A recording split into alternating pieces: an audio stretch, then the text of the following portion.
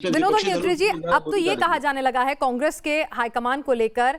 कि सोनिया गांधी की पसंद और करीबी एक, राहुल गांधी की पसंद और करीबी अलग, प्रियंका गांधी के करीबी और पसंद अलग, और नतीजा ये होता है कि सबके अलग अलग फैसले, अलग अलग सोच, अलग अलग बैकिंग और कांग्रेस में बवाल।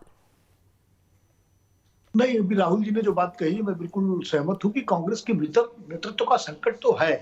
और नेतृत्व का संकट जो है, एक तो नेतृत्व का संकट है वो, और जो अगला संकट है वो निर्णय लेने में जड़ता का संकट, वो नेतृत्व के संकट से जुड़ा हुआ है कि फैसले लेने में एक तो इतनी देर हो जाती है कि उस फैसला लेने का कोई मतलब नहीं रहता, और या तो फैसला अगर लिया जाता है तो इस तरह से लिया जाता है कि कई बार उल्टा पड़ जाता है। जैसे अब पंजाब में मान लीजिए, ठीक है, कैप्टन साहब को हटाने का फैसला बड़ा भारी फैसला था, ले लिया, साहसपूर्ण फैसला था, मैं मानता हूं इस तरह फैसले कई बार लेने पड़ते हैं। लेकिन अब सिद्धू साहब को आपने बता दिया, अब सिद्धू साहब जिस तरह मुख्यमंत्री के लिए दिक्कत पैदा कर रहे हैं, चन्नी के लिए रोज कुछ न कुछ बयान देंगे, तो उन पर लगाम लगाई जाएगी कि नहीं लगाई जाएगी कि भैया प्रदेश अध्यक्ष हैं, आप क्या कर रहे हैं। अब जैसे हरीश रावत की बात उत्तराखंड में आते हैं, तो हरीश रावत इतने परिपक्व नेता हैं, इतने समझदार हैं, इसीलिए उन्होंने ट्वीट किया है।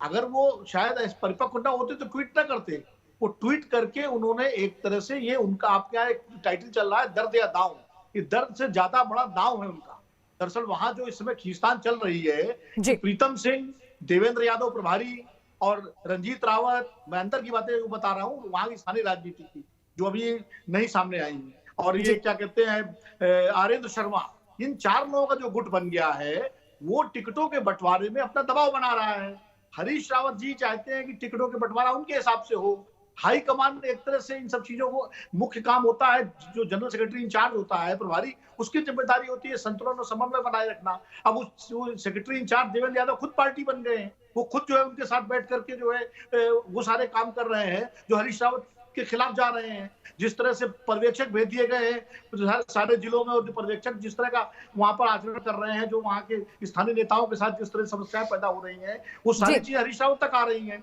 तो हरीश रावत ने ये इसलिए ट्वीट किया है क्योंकि हाईकमान सुनने को तैयार नहीं है, तो उन्होंने एक सार्वजनिक मंच पर जाकर के ये स्थिति इसलिए की है कि अब उसका नतीजा इसका जवाब मैं तहसीन जी से और गरिमा जी से लूंगी।